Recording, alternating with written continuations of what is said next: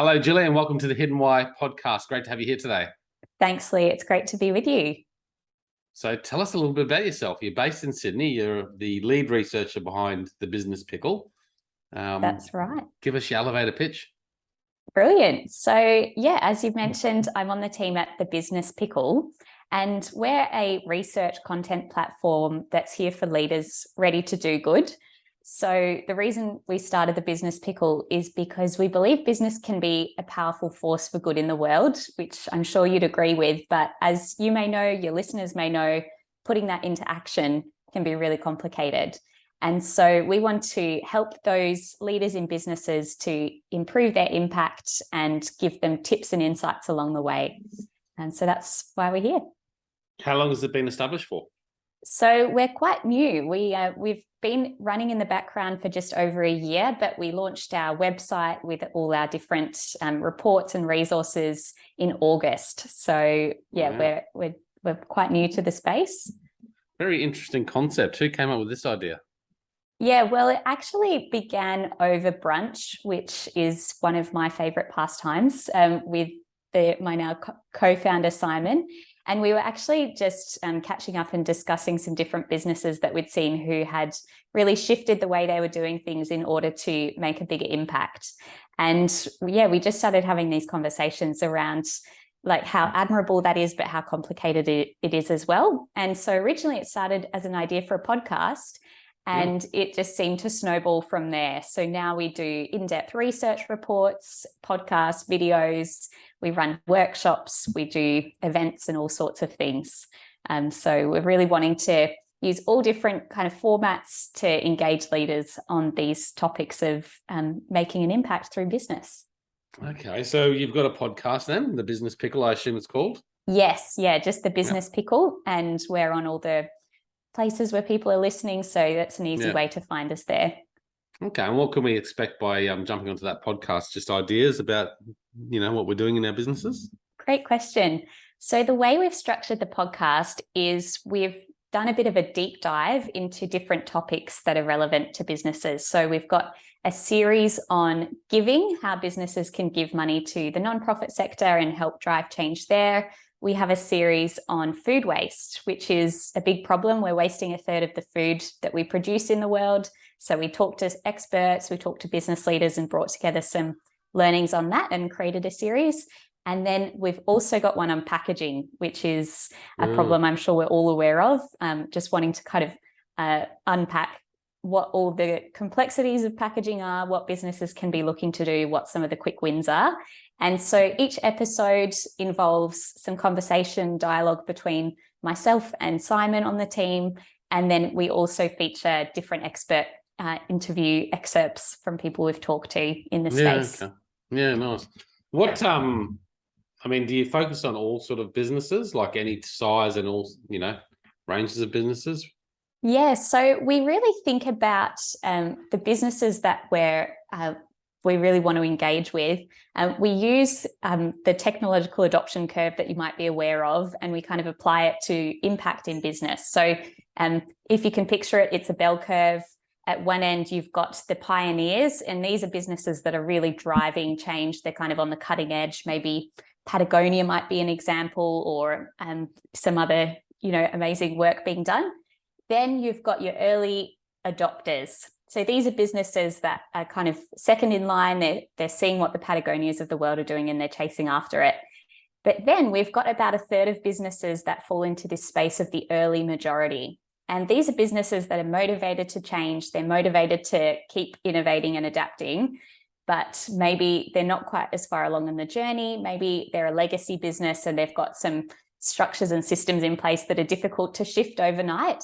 And so we really see that the early majority businesses, however people might identify within that space, are the ones that we'd love to kind of engage with, because we don't want to convince people that it's important to do good in business. We think that's a great starting point of understanding, and then we're there to help on that next kind of stage of their journey. And in terms of size of business, we kind of think about medium-sized businesses where, again, maybe they've got some systems or structures in place. Maybe they've got ESG on their horizon or some kind of sustainability strategy, but in terms of executing it or having the resources to put it into practice, maybe there's a gap there that we can help with. So yeah, that's roughly where we sit. But again, we're happy to engage Sounds like with fun work. any kind of business. It is fun work. It's very varied. Yeah. Yes. Yeah, that's always good, isn't it? When you have varied work. On a macro level, if you're looking at businesses in today's society, whether it's Australia or global, what are some of the key fundamental challenges that you think are not being addressed by businesses? Yeah, sure. So when we think about what it means to do good in business, that can mean a lot of broad things. So maybe if just to kind of take a step back and think about what that could mean for some leaders and businesses, it simply means providing jobs, providing essential products and services that are helping people in some way. But for others, it might become, think about becoming carbon neutral or thinking about their environmental impacts. For others, it might be doing a full supply chain assessment of ethics, environmental, sustainable practices. So when we're thinking in this space, it can mean a lot of things when people kind of approach the topic. But in terms of some of the big challenges, obviously the issues around climate are a big one that we hear a lot about. But I think what we're seeing is almost a potentially a lack of focus for businesses on what they should be directing their efforts and energy towards. So we actually did a leader survey to try and get a bit of a temperature check of where leaders are at, what their challenges are.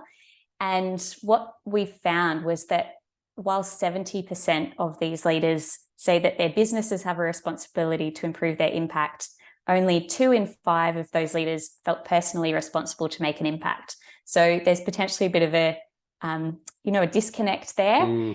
And then in terms of the challenges that those leaders identified as really important and big issues that they're struggling with in their business, there are some major themes that came through. Again, climate action was a big one, packaging and waste, and also equity and diversity. So these are obviously big picture themes, but maybe give a sense of where businesses are at and what they're grappling with at the moment.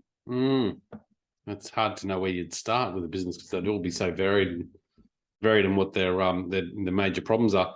You talk about doing good and impact in business, and this is just a kind of negative sort of perspective, I guess, from my stance. I feel like business is really generally about making money, and most business I don't feel that would have good intent on making an impact.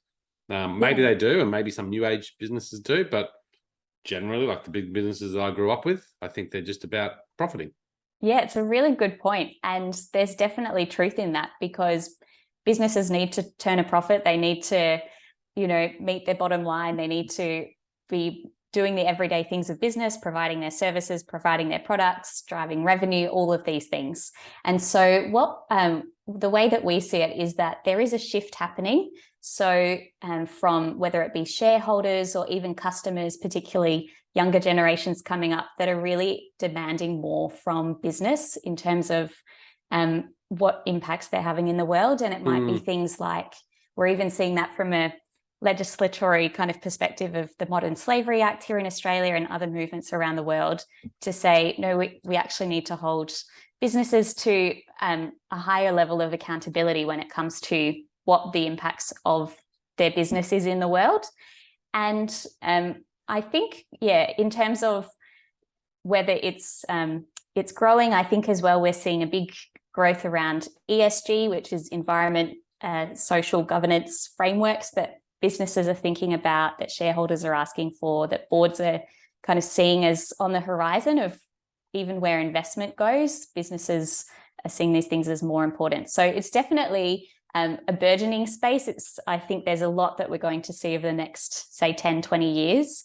But as you say, there's the day-to-day reality of running a business that won't go away. And, business isn't set up as a non-profit. It's a whole different kind of ball game. And so it isn't to say, I'll throw all of that out the window and let's all just focus on the good we're doing, but how can we practically implement changes in our business that are, helping in some way? Yeah, I mean, we're all out there working for a reason, and that's to make a living, aren't we, really, at the end of the day, like you are with your business. I suppose if we look at and this can relate to life too, I think. And this is just deep thought in my head at the moment. But if you look at a business right now, how would you start the process of saying, okay, well, let's have a look at what you're doing and how you can make good impact? Like, where do we start with that? Yeah. I think it's important in life as well. Yes, for sure. And it really does depend on context as to where the business is at. I think a helpful clarifying question is how far along in the process they are. So say we come to a business and they think, look, this isn't an area, like we haven't even thought about ESG, we haven't thought about our sustainability, we haven't thought about anything, and we just don't know where to focus. It might be first off doing a bit of a benchmarking of what's happening in the industry already. So what does good look like in that particular field? Where are other businesses moving towards? And what are some of the frameworks that exist out there? Because it isn't a matter of every business needing to reinvent the wheel on like trying to come up with all these things. There are actually really helpful frameworks, certifications, programs out there that businesses can engage with to get clear on what it is. And I think also to actually just think about in a really practical way, okay, what are our what areas does our supply chain touch, or what areas do our operations impact, and what's going on in each of those kind of streams. So it's about finding things that are genuinely connected to what that business is already doing, rather than thinking, oh, we should, for instance, on the corporate giving topic, oh, we should donate to this random charity because we should be doing some good. It's like, well, maybe there's a better way to go about that and think about how your business does it. So that's quite a broad answer. It makes sense. What do you think on the idea of businesses, I guess not necessarily taking the easy way, because businesses are busy and they've got other focuses, but just doing a charity donation to a charity that, I don't know, maybe doesn't seem to be aligned with the business, but they're doing it because they think, oh, we'll be seen as good because we're giving money. It's like, when you're walking down the street and you give $10 to someone that's sitting there begging. Yes. Do you do it for the right intention or not? And should businesses be more thoughtful in how they give back? Yeah, it's a great question. I would say that, yes, businesses should be more thoughtful in how they give back. And again, this is something that we dove into on our giving topic. So just to give you a bit of a sense of the landscape, in 2018, 2019, corporate giving in the US was $21 billion. And across the world, a survey of, I think it was over 40 countries by Candid, showed that just over 40% of philanthropic funding in response to COVID came from the corporate sector. So there's a lot of money flowing from businesses into the nonprofit space, but it's also a challenge of making sure that those dollars are actually creating impact. So if a business does say just make a cursory donation to a charity that they've picked out off the internet or whatever it might be, that's not to say that all of those dollars are actually going to create impact at the end of the day. So something that we were really surprised by in our research was a study showing that for nonprofit impact projects that encounter roadblocks of some kind, 46% of those roadblocks were caused by funders. And so businesses that, maybe if they do just want to tick a box and donate money, that's, at least it's something. But in terms of wanting to making sure that those dollars are actually creating change, it's more about setting up longer term partnerships, really interrogating what your business vision is, what your business mission is, and what a nonprofit might be doing that fits in with that. So thinking from that kind of perspective and working on, more of a trust-based, longer-term relationship with a nonprofit is really where you can actually drive change and where each of those dollars is actually going to create more impact. And from a business perspective, even things like staff engagement can get boosted through that. More and more people are wanting to work in businesses that have a clear purpose and feel engaged in their work to something bigger than themselves. And so these are ways businesses can really almost kill two birds with one stone in terms of making an impact to that nonprofit, but also helping their team feel engaged in their work and wanting to work for that organization. Do you look at that side of things, like the employee situation and I guess their satisfaction with the workplace? Do you do a lot of research and help support businesses in that segment? Yeah, so it hasn't been a strong focus of ours as yet, but in terms of the work that we do, say a business actually engages our services, we do surveys of their staff in order to understand where they're at and what they want to see the business doing. So yeah, insights can come through that way. But in terms of a big study, we're really at this point in time drawing on secondary sources around, what the impact of purpose for customers or for staff and those kinds of things.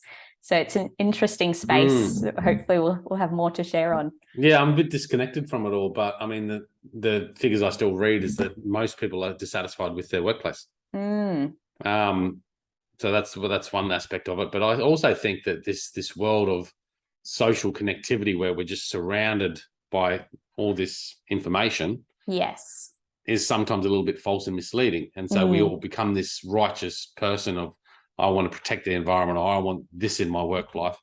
But perhaps it's not the real reality of the situation. You know what I mean? Like, yes. And I think you're right. There can be, we can really be drawn into whatever the headlines are at that time, or just the amount, almost a barrage of information every day across so many different issues. And it's kind of like, how do you find a way through this quagmire of things I'm meant to be caring about, things I'm meant to be doing something about?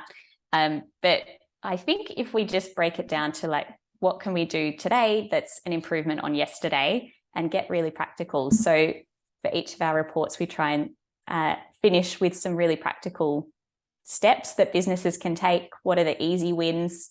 What are the small changes that over a long time, or over, as your business scales, you can see a change? So it isn't a matter of every business needing to solve these massive problems. But if we all do a little bit, these things can shift. Yeah. So give us some practical takeaways now for a business owner listening out there, or a business leader, whether it's a small, medium, or large business. What can we do? Yeah, sure. So I would say, first off, it's about learning and listening. So gather some evidence, think about what are other businesses in your industry or in similar industries already doing. So it might be look at their reports, find what their ESG frameworks are, see what's happening in the space, and find out what kind of certifications or frameworks could work for you. So for instance, when we were looking at the issue of packaging, we came across some great resources from the Ellen MacArthur Foundation, which really helps businesses understand how they can make their packaging more circular, with lots of practical examples from businesses. They've got basically online tools you can use to run workshops with your team, all kinds of resources that are freely available. And the other one was the Cradle to Cradle Products Innovation Institute, which is a globally recognized framework to help businesses improve their packaging across lots of different domains, environmental and social. And so these are tools, these are frameworks or certifications that mean someone's coming alongside your business and showing you, okay, this is evidence-based steps that you can take to make a difference. And I think just finding what's happening in that particular area that you're interested in, or that your industry is sitting in. And again, you don't need to create all this stuff from the ground up, like partner with others, talk to other leaders. And another big one is to actually share the small changes you're making in your business, or sharing what you don't know yet, and actually not being afraid to have those conversations. I think sometimes businesses are afraid to say they've shifted one little thing in their business. They're almost afraid that they're going to be hit with backlash that, oh, you're not doing enough, or you haven't done this properly. But I think just being able to honestly share what little changes are being made can actually help other businesses see that, and also start to shift things in their business. 100%. So yeah, those are just some tips, but there's a lot more, obviously, that could be said. What an exciting role. I mean, I love the idea of business and what business is doing. So the Business Pickle, good solution provider, I suppose. Yeah, that's right. And yeah, we hope that what we provide, whether it's like we've got free reading and resources available on our website, as well as if businesses do need a helping hand along the way, we can get alongside them in that way. So we're really hoping that what we're providing is helpful and practical and creates change. Yeah, I love it. How can people best find out more about you? Obviously, got the Business Pickle podcast. Yes. Say that 3 times fast is going to be a challenge.